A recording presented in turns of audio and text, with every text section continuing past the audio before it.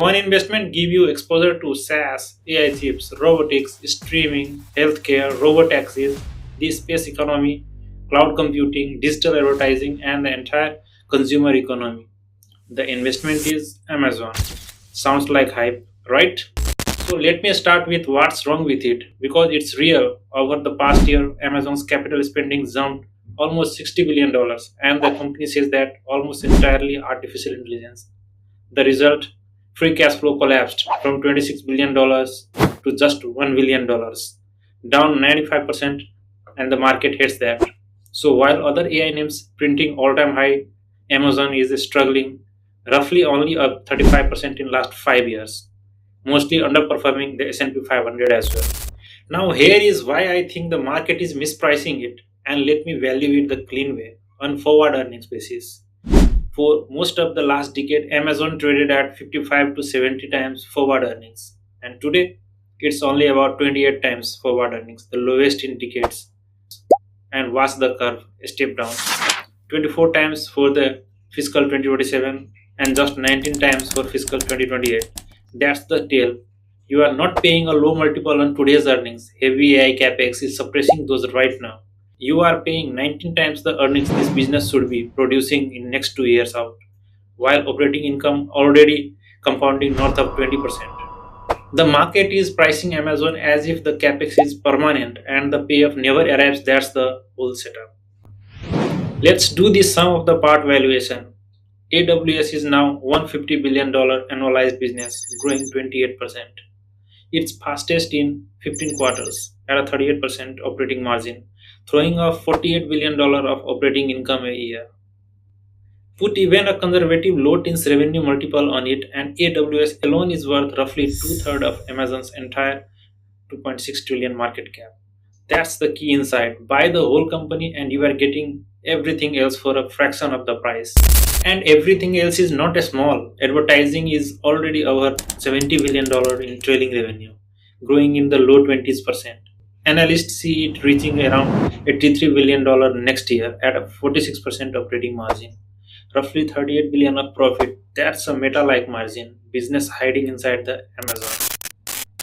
In my view, Prime Video, Prime Music, gaming as key emerging monetizable surfaces with 315 million plus global monthly active users. Prime Video is the largest premium ad-supported streaming services with focus on building performant AI-driven buying system.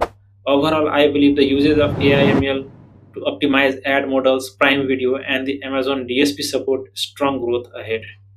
Then the retail engine. North America retail alone did $438 billion over the past year, with units growing 15%, the fastest since the pandemic. It's thin margin, but it throws off cash and feeds an estimated 200 million plus Prime member subscribers.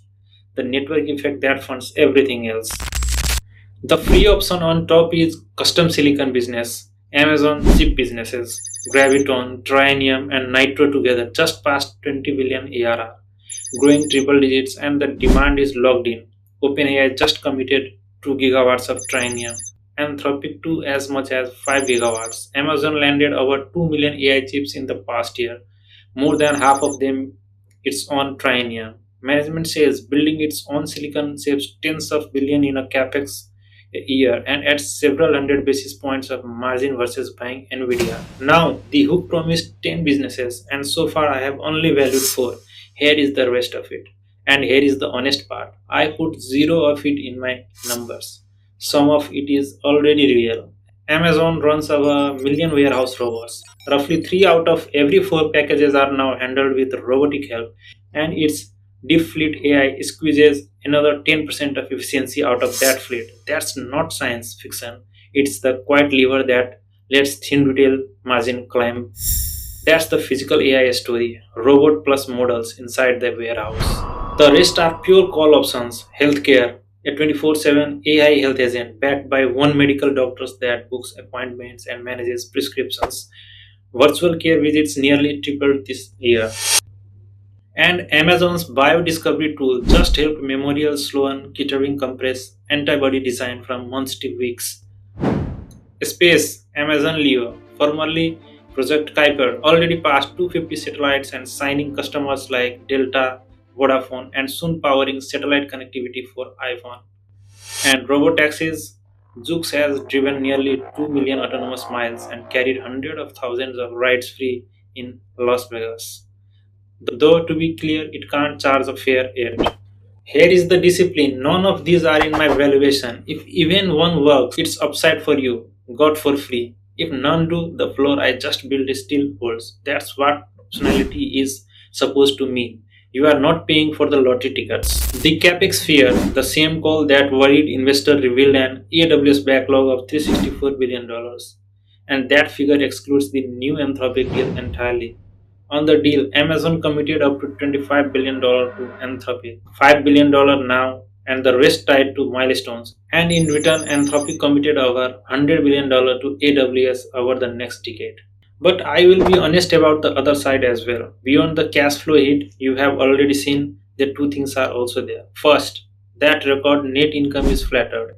About 17 billion is one time non-cash gain on Amazon Anthropic stake, not the core business. And second, the Anthropic deal cuts both ways. Anthropic just renegotiated its pricing toward token-based uses, which could raise Amazon's costs, and Amazon is reportedly reassessing how much it leans on a single partner. A lot of AWS's growth is AI labs, spending capital, some of it Amazon's own. So this is not risk-free locked-in demand, it's demand with strings. Here is where I land. The capex is real, the cash flow hit is real, and the anthropic terms are a genuine question mark. But on forward earning basis, you are paying about 28 times next year and just 19 times 2 years out. For a business where one segment justifies two-thirds of its price, and a second one earns meta-style margins, and a third is a 20 billion chip franchise with robotics, healthcare, and a satellite network thrown in for free.